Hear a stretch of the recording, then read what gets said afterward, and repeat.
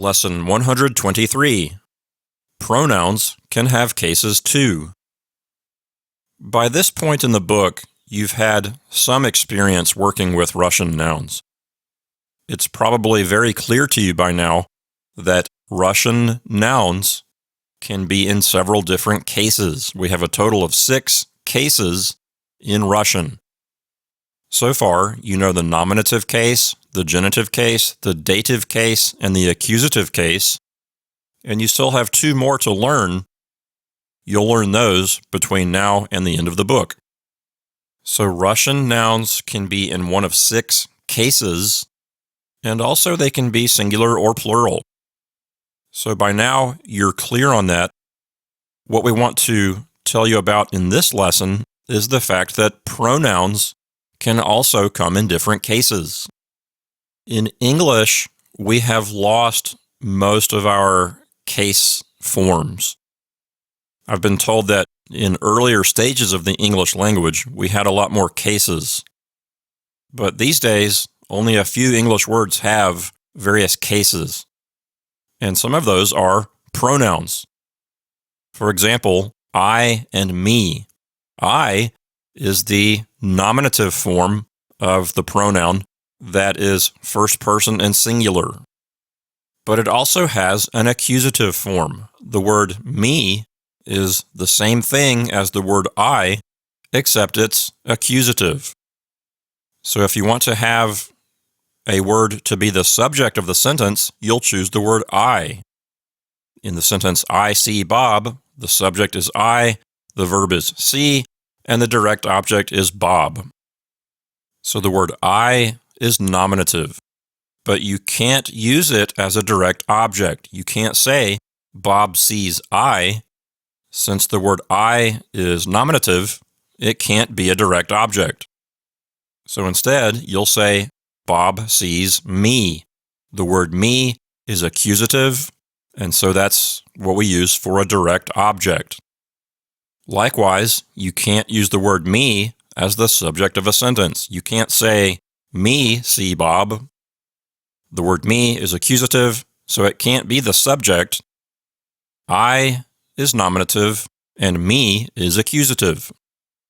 This is one of the few areas left in English where we have cases. Likewise, we and us, same thing. We is nominative, us is accusative. They and them, he and him, she and her. All those pairs of pronouns are nominative and accusative. One other quick point, which you may find interesting, is the fact that if you have a predicate nominative, you're supposed to use the nominative form of the pronoun to serve that purpose. In English, we colloquially say things like, it is me, or it was me. Technically, you should be saying, it was I, because in a sentence like that, you're using the pronoun as a predicate nominative. If you knock on someone's door and they say, who is it? Technically, according to the rules of English grammar, you're supposed to say, it is I, not it is me. Again, in colloquial everyday English, we generally say, it is me, but that technically isn't correct. You're supposed to use I because it's a predicate nominative. So here's my point. In English, we have pronouns that have cases. Only 2 cases, just nominative and accusative. But we do have cases. The reason I'm telling you this is because we want to prepare you to see that Russian pronouns function the same way. If you examine the chart we have here in Lesson 123, you'll see that we have a dative form of I in Russian and an accusative form. So, Sergey, would you mind pronouncing these words for us? We have the dative singular form. How would you say that dative singular form? Мне. And then the accusative form, how would you pronounce that one? Меня. So now that you've been introduced to these pronouns, you can make more interesting sentences in Russian.